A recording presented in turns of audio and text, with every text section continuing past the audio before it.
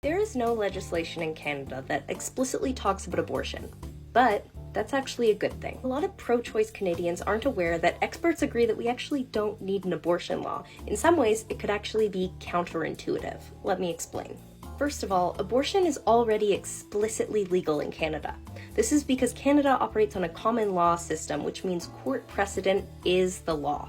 Abortion became explicitly legal in January of 1988 with the Morgentaler decision, which struck down our old abortion law because it violated our right to bodily security. This precedence has been upheld again and again across Canadian courts. This means that Canadian law agrees that our constitution aligns with the right to have an abortion. So when you hear people argue that a right to abortion should be included in the Charter of Rights and Freedoms, you can tell them it actually already is, under bodily security and gender equality, or at least that's what our courts have decided. And to be frank, amending the Charter is really difficult, and as of right now, we have no reason to believe that that is ever going to happen. But now we'll get into why not having a law is actually kind of beneficial. Right now, in Canada, abortion is broadly and openly legal through court precedents. This makes abortion rights a lot harder to dismantle. If we had a law giving us the right to an abortion, it would be a whole lot easier for anti-choice politicians to go in and try to amend that law. This means that they could go in and put in gestational limits or waiting periods or mandatory counseling before you can get an abortion. But right now, there's nothing to amend, which means if they want to put in anti-choice legislation,